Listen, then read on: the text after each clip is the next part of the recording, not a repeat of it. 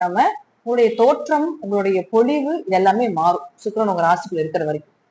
அதுக்கப்புறம் பாத்துட்டீங்கன்னா இந்த 14ஆம் தேதிக்கு மேல சுக்கிரன் வந்து 2ஆம் வீட்டுக்கும் போயிடுவார். அது இதை விட டெவலப்மெண்ட் குருவோட சேர்றார். 11ஆம் அதிபதி 8ஆம் அதிபதியான குருவோட சேர்ந்து விபரீத ராஜயோகம், விபரீத பணவரவு, பொருளாதார சேர்க்கை.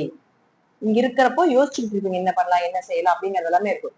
அதை செயல்படுத்தினா தானே நமக்கு கிடைக்கும். அந்த செயல்பாடுகளை இந்த சுக்கிரன் குருவோடு சேரும்போது கொடுப்பார். ஷேர் மார்க்கெட் யோகம், திடீர் பணவரவு, திடீர் அதிர்ஷ்டங்கள் இது எல்லாமே நிச்சயமாக ஏற்படுத்தி கொடுப்பார். 8-2 தொடர்பு ஏற்படுது அப்படின்னாலே விபரீத ராஜயோகங்கள், விபரீதமாக பணவரவு இதெல்லாம் நிச்சயமா உண்டு அப்படிங்கிறது மாற்றுக்கிறதுக்கு இடமே இல்லை.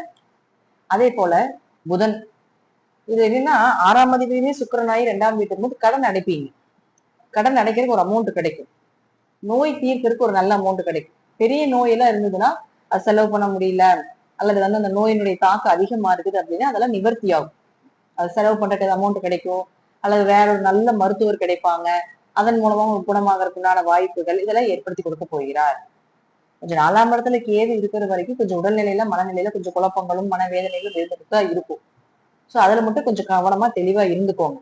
அடுத்தது பாருங்க புதனை பொறுத்த வரைக்கும் 2 மற்றும் 5ஆம் அதிபதி அவர் 14ஆம் தேதி வரைக்கும் விரயத்துல இருக்காரு. அப்போ 2ஆம் அதிபதி 12 இருந்ததுன்னா பண வரவு வந்துகிட்டே இருக்கும், விரயத்தையும் பண்ணிக்கிட்டே இருக்கும். அது உங்களுக்கு 14ஆம் தேதி வரைக்கும் தான். சுக்கிரன் எப்ப மாறாரோ அதே டைம்ல தான் புதனும் மாறுது. சுக்கிரன் இங்க இருந்து போனாலும் புதன் உங்க ராசிக்குள்ள 2ஆம் அதிபதியாகி வந்துடுறாருல்ல. அப்போ பணவரத்துக்கு பஞ்சம் இல்லை ரிஷபத்துக்கு இந்த மாசம். குடும்ப தேவைகள், குடும்ப ஒற்றுமையா இருக்கிறது, குழந்தைகளுக்கு எல்லாம் வாங்கி கொடுக்கறது, குழந்தைங்களுடைய தேவைகளை பூர்த்தி பண்றது, சைக்கிள் கேக்குதா, வண்டி கேக்குதா, செல்போன் கேக்குதா, என்ன கேட்டாலும் உனக்கு இந்த வருஷம் ரிஷபராசி குடும்பத்துல இருக்கக்கூடிய குழந்தைகளுக்கு அதிர்ஷ்டம். என்ன கேட்டாலும் அப்பா வாங்கி கொடுத்துருவார், அம்மா வாங்கி கொடுத்துருவாங்க. இந்த மாசம் அந்த மாதிரிதான் இருக்கு. சோ ராசிக்குள்ள புதன் வந்தாலும் யோகத்தை கண்டிப்பாக கொடுத்தே தீரும். இந்த டைம்ல குலதெய்வ கோயிலுக்கு போயிட்டு வாங்க, நிச்சயமா நல்லது நிறைய நடக்கும். எப்பவுமே 5ஆம் அதிபதியோ 9ஆம் அதிபதியோ நம்ம ராசிக்குள்ளேயோ நம்ம லக்னத்தையோ கிராஸ் பண்றாங்க அப்படின்னா அந்த டைம்ல குலதெய்வ கோயில் வழிபாடுகள் செய்ய செய்ய டெவலப்மெண்ட் நம்ம லைஃப்ல இருந்துட்டே இருக்கு. அல்லது நீங்க போகலைனாலும் குலதெய்வமே உங்க கூட வந்துடும். இந்த டைம் வந்து சும்மாவாவது பார்த்துட்டு போ, கனவுல தரிசனம் கொடுக்கறது, அல்லது அதனுடைய ஞாபகத்தை ஏற்படுத்தி கொடுக்கறது, அந்த ஏக்கங்களை கொடுப்பது இதெல்லாம் பண்ணிடும். சோ தெய்வ அனுகிரகம் உள்ள மாதமாக நிச்சயமாக ரிஷபத்துக்கு உண்டு.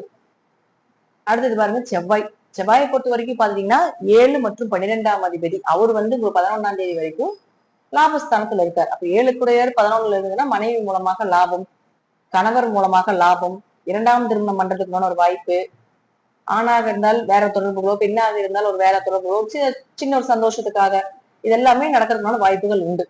உங்க ஆசைகள் எல்லாமே பூர்த்தி ஆகிறது. கொஞ்சம் ஜாலியா இருப்பீங்கன்னு வச்சுக்கோங்களேன் இந்த மாசம்.